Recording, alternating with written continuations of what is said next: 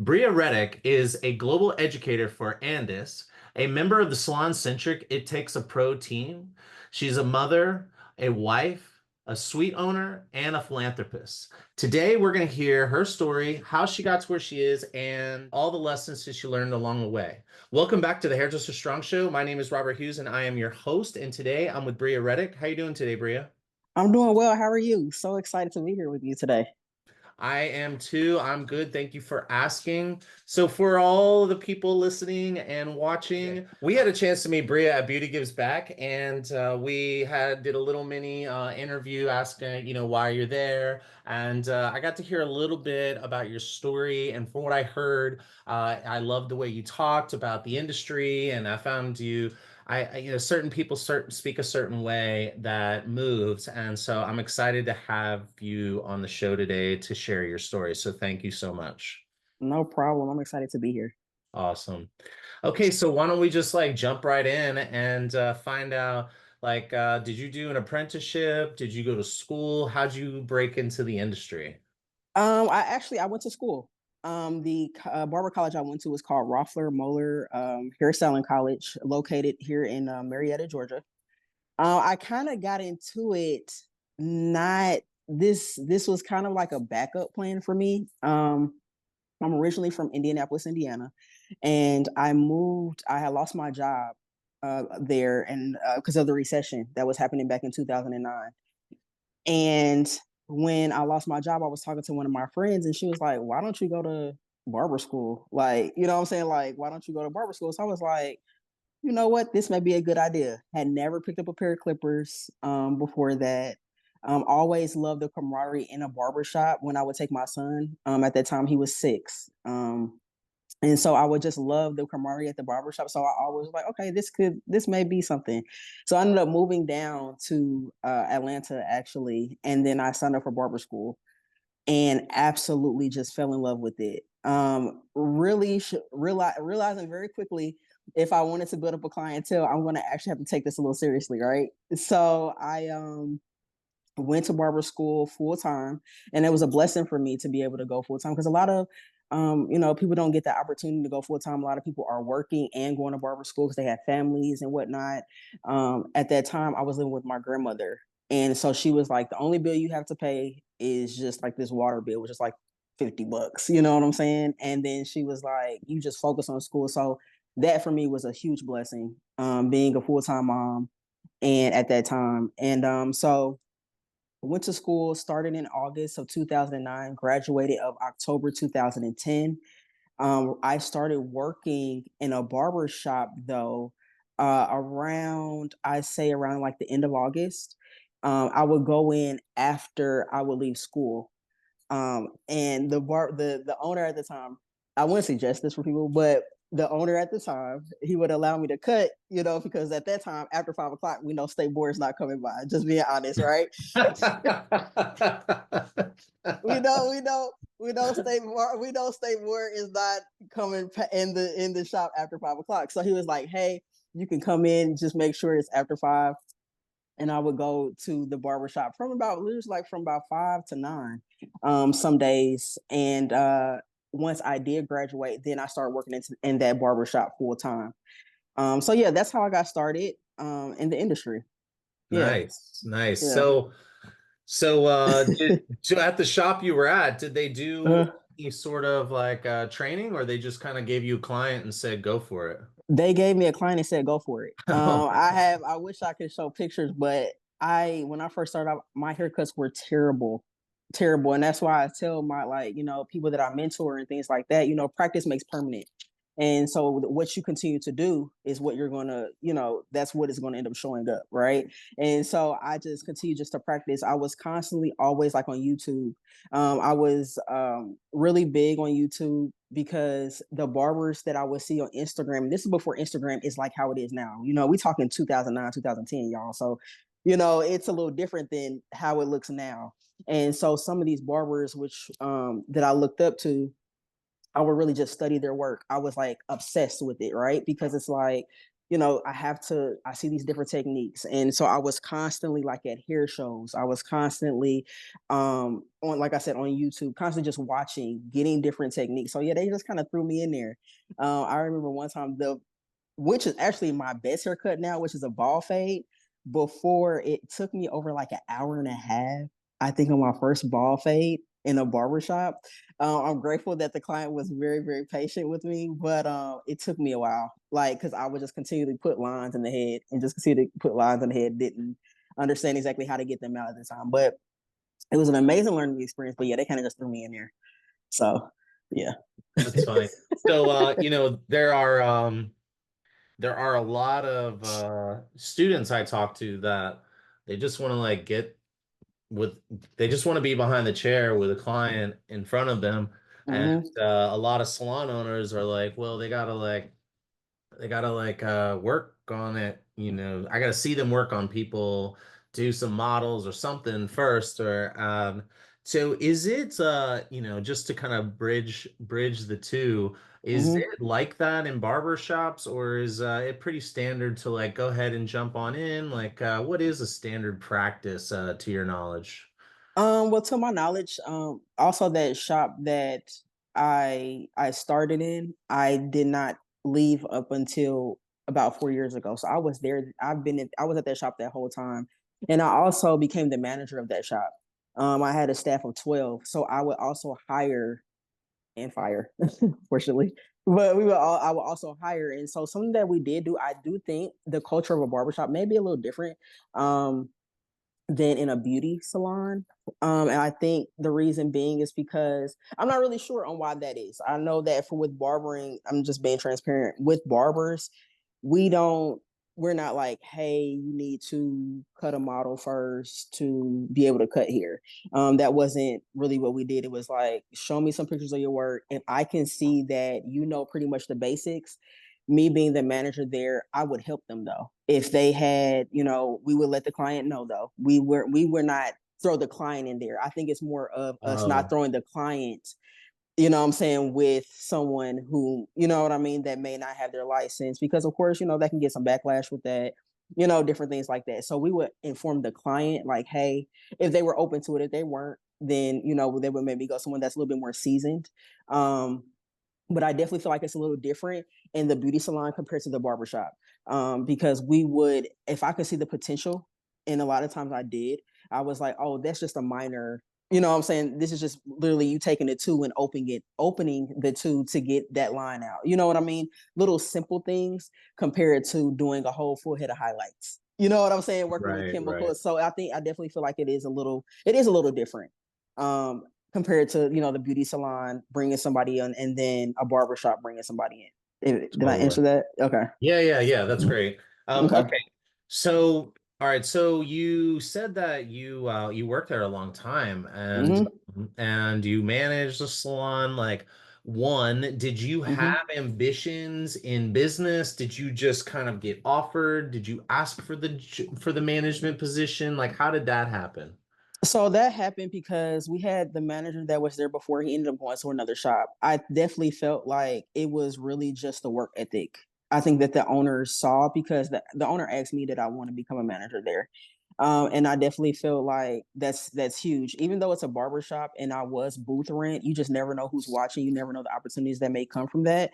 And so I really feel like the owner just saw something in me, maybe that at that time I didn't see in myself, because I didn't feel very strong in being a leader. I did not feel like I was a leader at the time. I definitely feel that that is something that you have to have a little bit of backbone for, because I don't like telling people really like what to do. And I don't like people, like, I like to keep it just, easy. I don't like getting on people's bad side or whatever. And then a lot of times with managing, you have to, like I said, you do the hiring, but you also have to do the letting go at times. Um, and so for me, it was something that I feel like the owner saw in me that I didn't see in myself at that time. I kind of grew into that role, if that makes sense. Yeah. So yeah, he had asked me about that, and I was like, okay, I can do this. At that time, it was super like, hey, make sure the shop is open, the shop is closed. Making sure that, because at that time we were very structured, like we had to wear uniforms in this particular shop. We had a cleanup list. meaning we had a barber, the barber's names, and they had to either clean like, sweep the floor, bathrooms, wash the towel, like just different things like that. And so it was more of that aspect of me just like really just like I said, growing into that role. But I was asked to do that. And it was definitely, it told me what I did and what I did not want though, actually. And when I say that, it told me that after being on that side of it and the manager side of it, that for me, my ultimate goal, a lot of people are like, oh, do you want to own a barbershop? I don't have a desire to do that.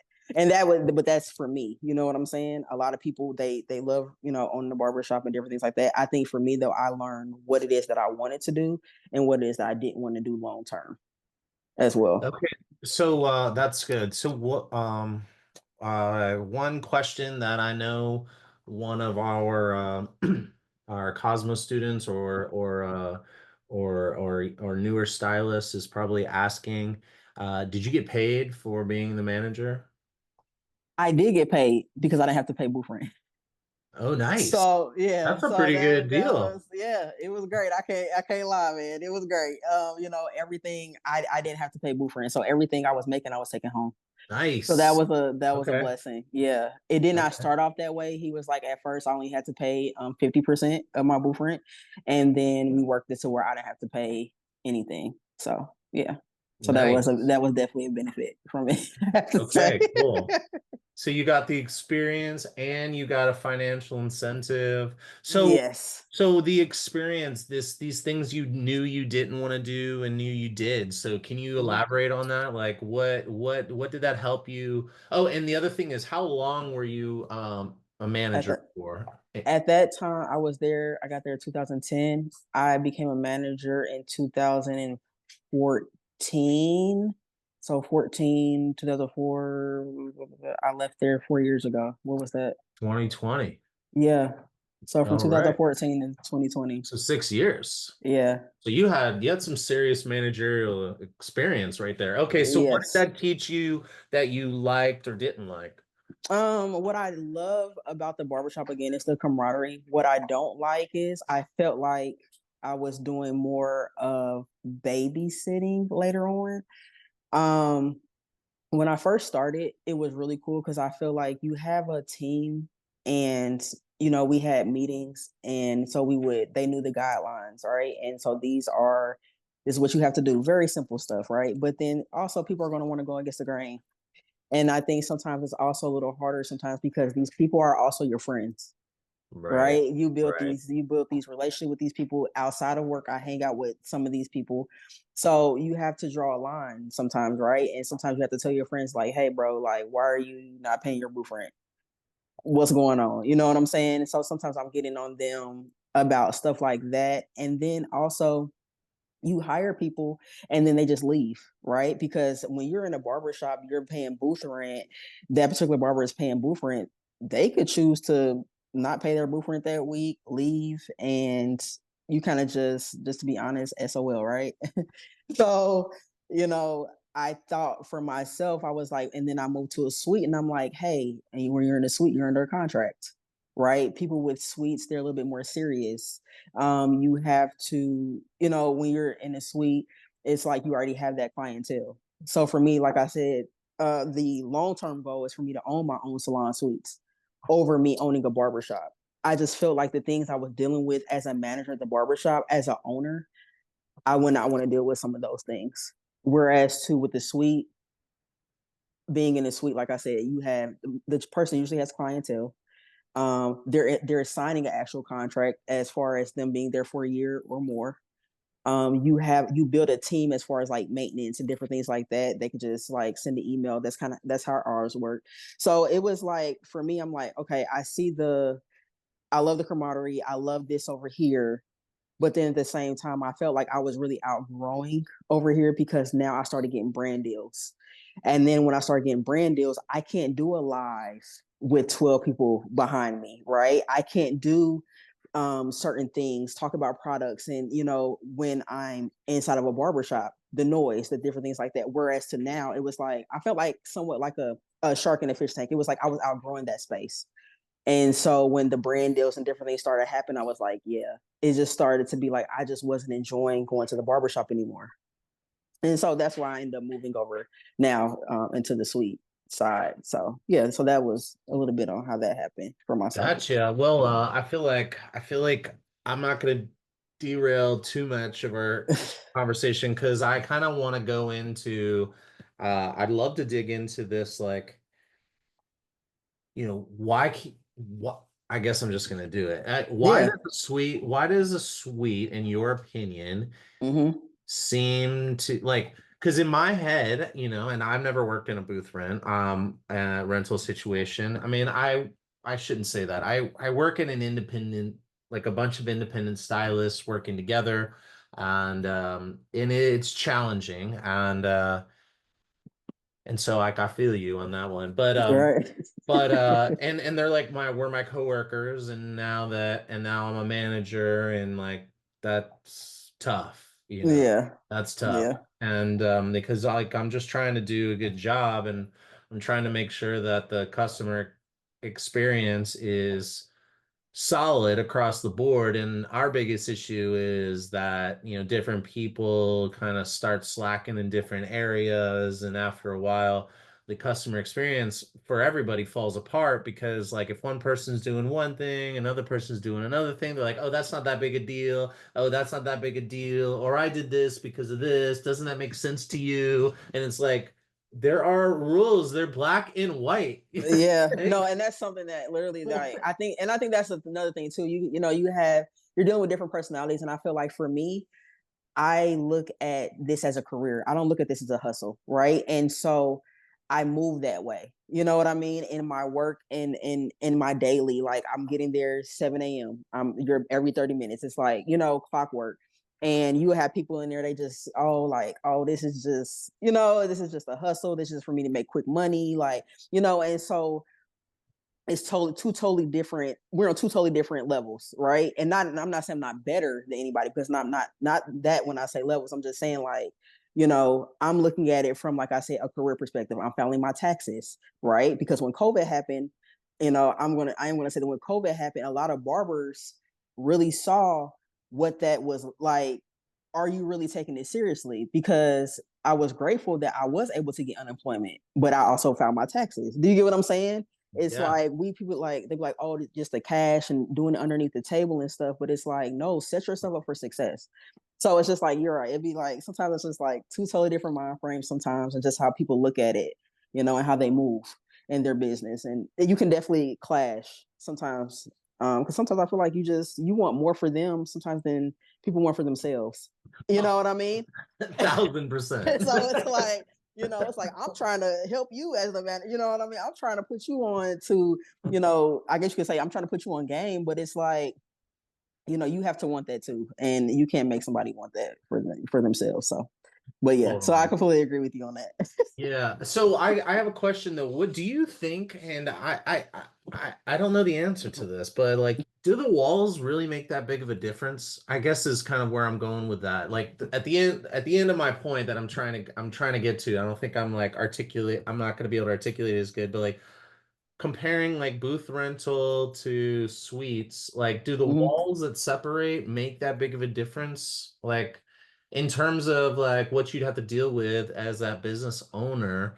I guess the personalities don't kind of clash as much. I mean, I guess in the hallway they might, Yeah. but I guess I mean I don't know. What are your thoughts when I say that?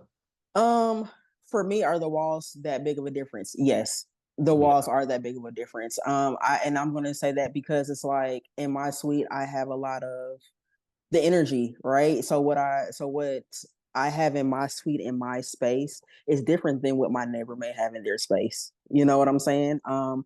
With suites, it's you.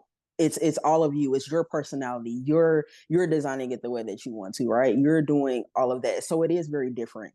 Um, Compared to at a barbershop, I'm playing music, but everybody's hearing it. Do you get what I'm saying? I have to be Right. mindful. I can play, some hip hop when I have one of my clients in here, but I can't play that same hip hop or that particular person if I'm in a barbershop being mindful because I got kids in here. You get what I'm All saying? right. Or Yeah, yeah. the TV is on, and I may have it on sports in the barbershop. Whereas to when I'm inside of my suite, I may not have the TV on at all. I might just have music on. You know what I'm saying? It's a huge difference because I feel like in suites you make it your own. When you're in a barbershop, you're kind of going with the environment of what everybody else wants, right? Or whatever that manager wants. Because for me, I'll be mindful of the music, right? I'm mindful of what's on TV. I've had issues where I had BET on because I was playing like a show like Martin, right? And a parent didn't want that on, right? Whereas too, if I go to my suite, the majority of the time I'm kind of adjusting to what whoever is coming into my space. Does that make Totally. sense? So Yeah. I definitely feel like it is a difference because Yeah. in a barbershop it is kind of whatever that manager or whatever that owner wants, whereas who in the suite is what you want because you're making it your own. So And yeah, it is managing about. the yeah, so managing the people get becomes so much different because you don't Mm-hmm. have to deal with, because I always notice in the salon, there's always one person who feels like they should be busier, Yeah. and they start finding things to complain about, and Yep. and it It's so. feels like it's a rotating like position, Yeah. it's You like, know, it's so funny because you have that one. I think every barbershop or salon has that one person, right? That's going to give you probably that hard time. That's gonna, you know what I'm saying? I'm pretty sure.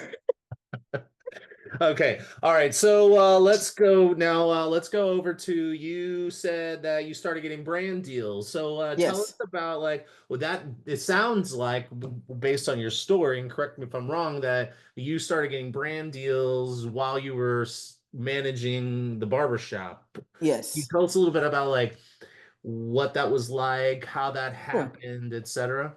Absolutely. So it started back in I was posting. It's a product company called Baxter California, and they were actually sold at Salon Centric. And I ended up getting with the rep, and I started stocking up um, products in the barbershop because also in barbershops, African American barbershops, to be just very particular, they don't sell product. That was something that was a lane that I saw that no one was in, and so I started selling product. And when I started doing that, I also would post. I post a lot on social media. I would just hashtag the brand. Wasn't really, you know what I'm saying? Just naturally just start hashtagging the brand. And what happened was it was a little bit right after COVID. During COVID, I got a DM. His name was Nathan, and he was their head of education at the time.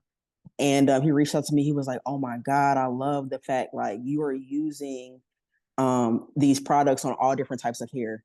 Like, this is amazing. Like you're doing something that a lot of people aren't doing. Like you're using it on everybody, and we love that. Would you?" He's like, "Can we do a call?" And I was like, "Absolutely." And he said, "Would you want to be on our team?" I didn't even know what that looked like at the time because I had never even had the opportunity. I was just so excited because I was like, "Oh my gosh, like this is so dope!" Like, right? But it really started with me just taking the initiative, not anyone like saying this, not a brand person telling me this. It was really just me taking the initiative to start using it and hashtagging it. That's why I tell people all the time. I tell like my mentees and stuff, I'm like, hey, if there's a company or a brand or someone that you want to work with, show them before they even see that you actually use their tool, that you use their product, because that's what they're looking for, right? That's exactly what they're looking for. And so him and we had a conversation. After that, I ended up signing with them with Baxter, California. And then I ended up doing a live. I ended up doing a live for Baxter, California on a Facebook Live for Salon Centric, though. So it was through Salon Centric, but also with Baxter. And after that live, the lady, the head of education for It Takes a Protein at that time, Maria, she had told me that they were looking for another barber to be on their team in January of 2019. No, 2020. I'm sorry, 2020. That they were looking to sign someone else. And so I was like, absolutely. And I didn't even know what that looked like. But then I ended up doing being on It Takes a Protein, been with them since 2020, and it's and they actually pay me monthly to post for them. So that was another stream of income. And then Nice. recently, beginning of last year, I ended up signing with Andis. The way I ended up getting with Andis was because John Mosley, he's also with Andis, and he was actually on our It Takes a Pro team as well. And he was like, "Hey, he was like, you ever thought about just like being on a clipper company? Like, do you use us?" And I was like, "Yeah." And he was like, "You have to meet Angie." Small world though, I had already met Angie before COVID. I was actually doing a contest here. I was doing a hair replacement service, the hair replacement units for with the synthetic hair that a lot of men are doing now with the hair replacement. Yeah. I competed in this competition, and I was the only barber that was using Andis, and she was there. And it was so crazy because we had already talked through DM. COVID happened, and then we didn't talk. And so when we did, reconnect, she was like, "Oh my gosh, like this was so meant to be." Like, because we had already talked, we had already spoken a year or so before, and so it just kind of all came together. So yeah, that's how I ended up getting a brand deal. Yeah. Nice. Nice. Cool. So, so it sounds like you were kind of putting yourself out there into the world by participating in competitions and Mm-hmm. hosting Yeah.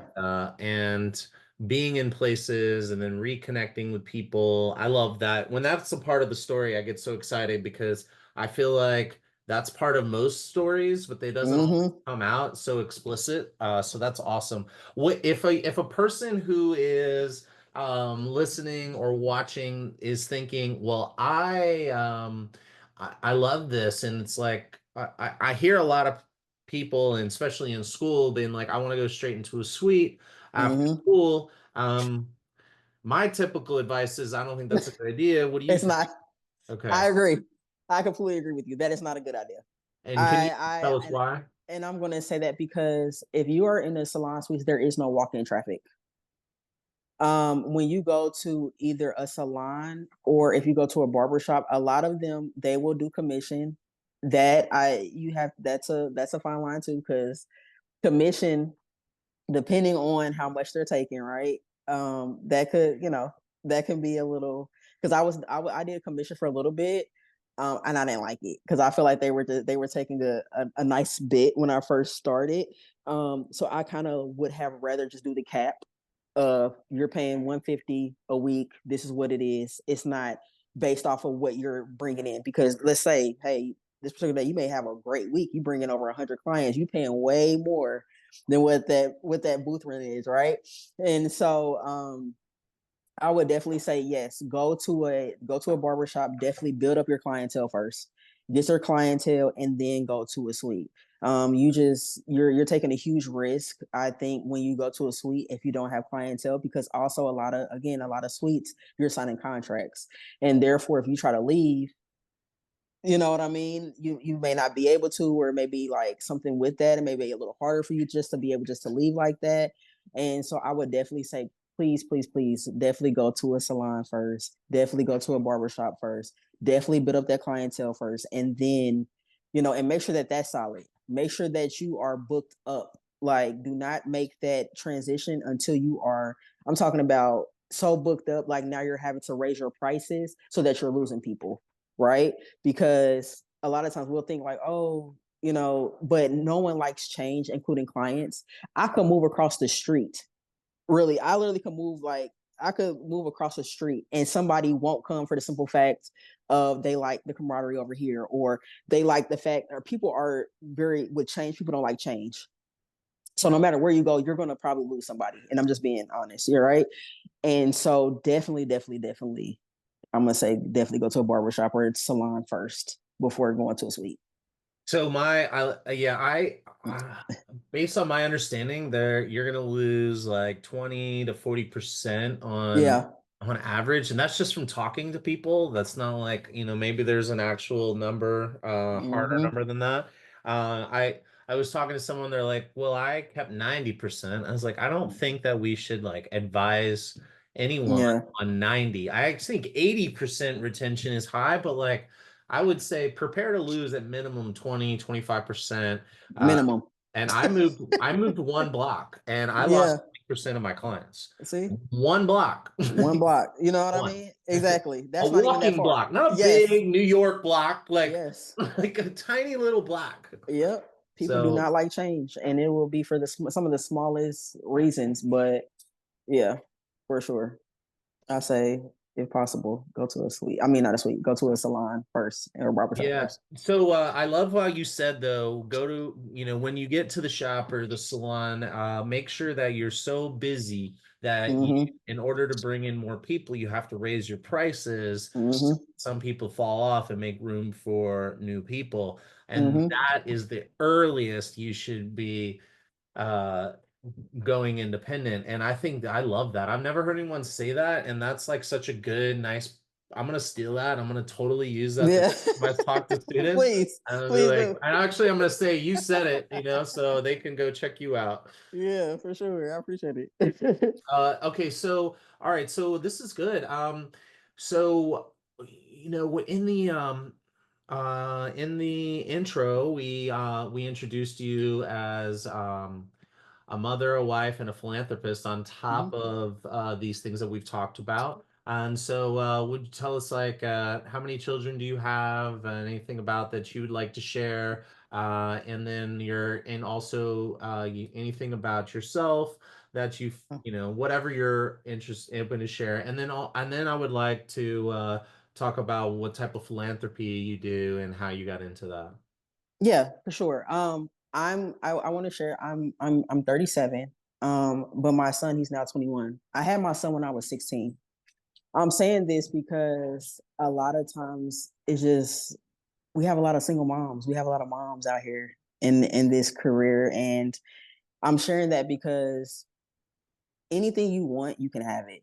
And I think that, it is going to be rough. It's not easy at times.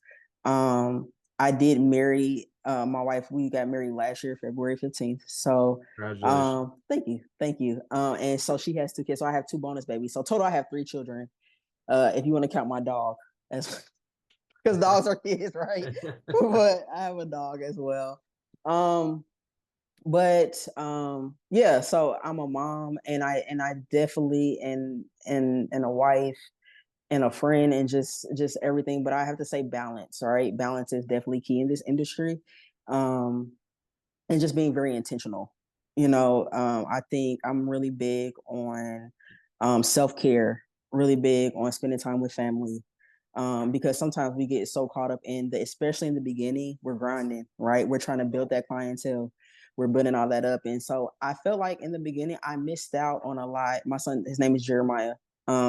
He's in college as well. He goes to Morehouse. Whoop, whoop. So I'm super excited about that.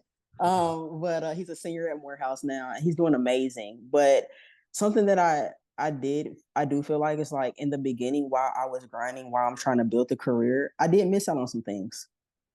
I did miss out on some things in the beginning, but the reason I did get into this was so that I could be present later on.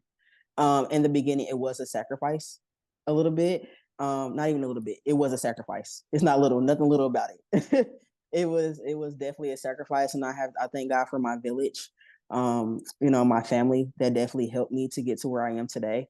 But it's definitely worth it, and I know I see so many people right now. I don't know if it's because of the economy. I don't know if just what's going on, but a lot of barbers and stylists some of them are leaving from behind a chair. And I know that it can get rough, but I'm telling you, if whatever you put into it is what you're going to get out of it, and yeah. And so I'm just so grateful. I'm grateful for my family. I'm grateful for, like I said, having the support that I do have. Moving into a city where it was just my grandmother here. And then I believe it was like 3 years after I was here, she left. So it was just me and my son here. And I'm a firm believer that God puts people into your life. You know what I'm saying? Like friends that became family, clients that became family. But just stick with it. It's not going to be easy. You're going to go through things, right? You're going to go through. But I feel like if you have that determination, you have that consistency, you have those. you have integrity, right? Because a lot of times I know that, and what I've seen is in this particular industry is such a fulfilling industry. It's so fulfilling. And so, yeah, I just say to stick with it. But yeah, I just to give you a little background about myself, like as far as my children and my wife and everything. And so, um, yeah. And as far as the philanthropy part, it's a nonprofit called A Different Cut. And what we do is, what we were doing was, we would do haircuts for children with autism on the spectrum, and we would do this quarterly. So 4 times out the year, we would do a pop up at either my barbershop that I was at or another barbershop that may be in Atlanta. We would try to do it at different shops or different beauty salons. Each time we had a different set of people. The reason we had a different set of people of barbers and stylists each time was because we wanted them to be trained and to be able to go back into their barbershops and to tell the people that they work with on maybe how to handle children with autism, things to do. It won't be such a like they don't, just such a weird thing. Because, and the reason when I'm saying weird, I'm talking about how sometimes, and these are just stories that I've heard from parents, you have an autistic child that comes in, they may be moving around a lot, they may be yelling out, or just, I'm saying, just different things. And so barbers don't know how to handle it, or stylists don't know how to handle it, because they're not used to it, right? You're automatically just assuming that this child may be bad, or I'm saying, that they're just not sitting still, when in all actuality they are autistic, right? Right. And so so we would have a nurse each time we would have these events that would come in, teach the barbers an hour before, and then we would have the clients come in, and then we would do haircuts for hours at a time. And it was such a fulfilling job, because the people who I think were affected the most, of course, the children, they were getting their haircut, and we were introducing them to, something that they maybe have never even done before. But the parents, to see the parents crying, or, just so thankful that, that you're doing this, because a lot of times it's the parent that's nervous when they're taking their child into the barbershop. It's the parent that is, oh my gosh, I'm so sorry. You know what I mean? That's feeling a certain way because their child is autistic, and they're like, oh my gosh, like, they get the looks and different things like that. So just creating that safe space. We have people like donate iPads, a lot of times, like, to the organization as well, because a lot of times with autistic children, they like to, do things with their hands, being on the iPad, seeing certain things, hearing certain things. And yeah, so that was something that we did. I'm looking to start that back up again, because we had stopped during COVID. But now just trying to get back out there and get that back going, because it was such just a positive thing. We have so many people still like reach out to us, just asking, where are you guys at? And I do still cut quite a bit of autistic children, adults as well. So yeah, so that was on the philanthropy part of it. This is amazing. Well, first of Yeah. all, your personal story, thank you for sharing. Oh, no problem. I think that it'll be, I mean, I consider it to be inspiring, and I'm sure other people will find value out of it. And the philanthropy, it's really heartwarming. And I love the fact that it's an education piece. And I love the fact that you're thinking, like, no, don't come back next year. Yeah. Send a new person because they can Yeah. learn too. I Yeah. actually, I think that's so awesome. And I can only imagine, the parents, right now I'm imagining a parent, Yeah. and they're, just like probably like don't, because some people are like, hey, what, my kid's got autism, and other people are like, I'm so sorry, he's got Yeah. autism, I don't know, Exactly. yeah. So I totally get it. This is amazing. This has been such a pleasure I've talking had a to great you. time. I could talk to you for days. Yeah, this was great. I It find was it so it was good. easy to talk to you, and your story is so good. Thank you. Thank you. Thank you so much for having me.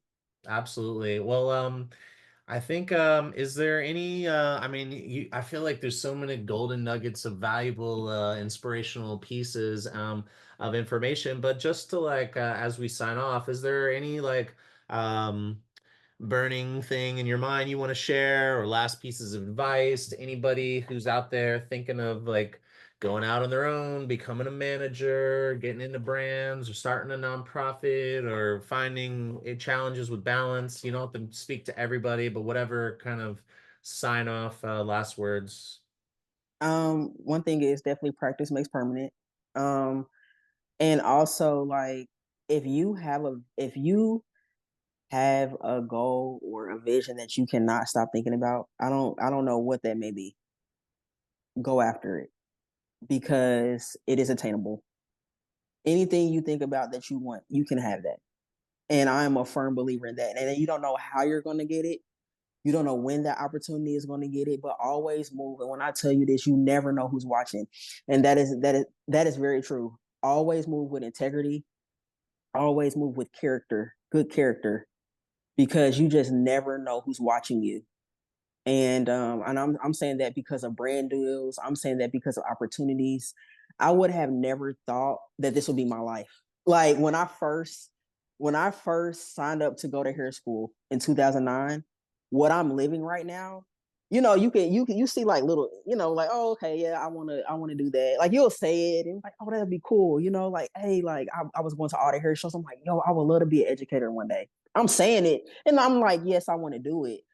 But when I tell you how you move, how you like in every way possible, just definitely just be mindful. Also, be mindful how you move, but also like character, like having good character, having integrity, being able to communicate with people, because we are in a business of serving. Let's not forget that. Like, and I think sometimes even now it's just certain things that I may see on social media, and it's like we get this haughty or this prideful thing. You are here to serve others, and I think that is something that needs to be that is what we're doing. Barbershops, beauty shops have always been a staple in our communities. Okay. We are here to serve others. And let's not forget that ever, you know, no matter how big you get, no matter what stage you are on, never forget that you're here to serve other people. You're here to make the world better in some type of way. I don't know what that way may be because everybody's different, right? We're all different. All of our callings are different, but you are here to serve others. And I think that's huge. And we don't need to forget that, especially in the world that we're living in today. Amen. Okay. So Yeah. like, just being a good human, you know what I mean? Just a simple, like, when somebody comes into the barbershop or the salon, that may not be their client speak, right? And I'm just real quick because it's this guy, his name is Pierre. He's like that old head in the barbershop. We had him in the shop. He spoke to everybody. I still have clients to this day that be like, oh, hey, how's P doing? How's he doing? Like, yeah, because he just left a lasting impression on people when he greeted them. Some of these people, he has never touched their head because some of them were my clients. A lot of them were my clients. But how's he doing? He just left that positive, that staple. And like, that's who people remember that, you know? So just be a good human. We're in this business to serve. Let's not forget that. That's all I'm gonna say. That's what I'm gonna So leave with. good. That's what I'm gonna leave with. So good. Oh my God. So good. Thank you. That's an incredible way to sign off. Thank you So so much, man. thank you I so much. appreciate you. This was Absolutely. And so I'll good. be in touch. Okay. Yeah, for sure. I'll talk to you soon. All right. See ya. All right. See you. Thank you.